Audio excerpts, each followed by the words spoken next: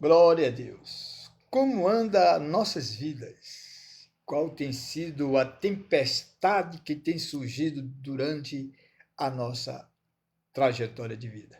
Qual os cuidados que devemos ter diante dessas adversidades, dessas dificuldades que muitas vezes vêm como uma tempestade? E sobre isso, a palavra de Deus no livro de Mateus, capítulo 8, registra no versículo 23 até o versículo 27 uma importante situação que aconteceu com Jesus e seus discípulos, que também trata da tempestade. Está escrito assim, Mateus capítulo 8, versículo 23 ao 27.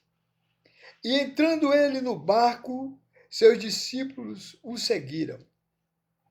E eis que no mar se levantou uma tempestade tão grande que o barco era coberto pelas ondas, ele, porém, estava dormindo.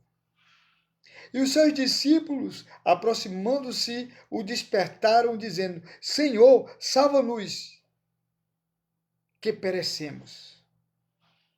E ele lhe disse: Por que temeis, homens de pequena fé?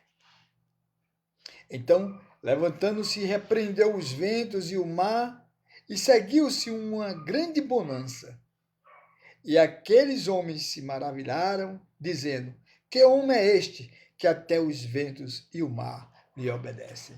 Aleluia, glória a Deus. Que homem é este que até o vento e o mar lhes obedecem?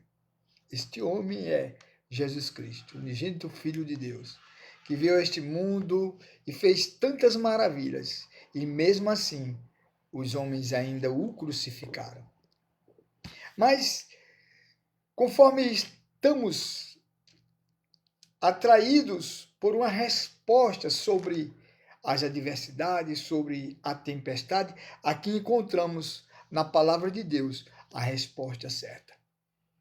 Independente das circunstâncias, independente dos momentos que nós estamos vivendo, seja de tempestade, de alegria, nós temos que compreender que Jesus está lá, está conosco.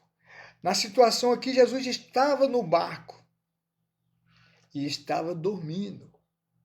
Mas os discípulos observou apenas que Jesus dormia em meio a uma tempestade. Observou que a tempestade se levantou de uma maneira tão grande que o barco foi coberto pelas ondas, e isso assustava cada um deles. Mas Jesus estava dormindo.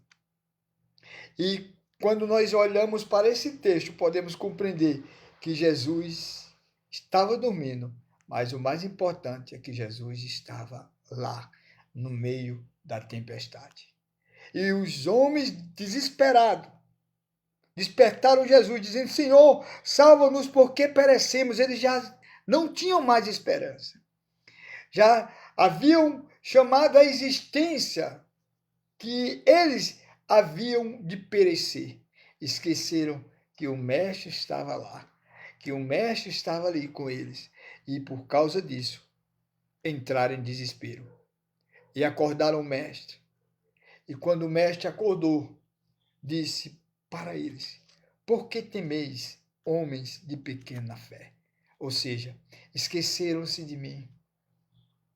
Não atentaram para a minha presença, mas ficaram com os olhos fixos na tempestade. Por isso veio o desespero. E Jesus se levantou, repreendeu o vento e o mar e seguiu uma grande bonança. Muitas vezes nós temos que fazer a nossa parte, despertar o Mestre diante das adversidades, mas temos que atentar que onde o Mestre está, nós precisamos ter a convicção da sua presença e da bonança que ele há de prover sobre qualquer situação que venha como uma tempestade sobre nossas vidas. Então, com base no texto da Bíblia Sagrada, independente das circunstâncias que nós estejamos vivendo como uma tempestade, devemos aprender que o Mestre está lá. O Mestre está presente. Jesus Cristo está presente. Que se nós atentarmos pela fé, que ele diz, homem de pouca fé, porque temeis homens de pouca fé.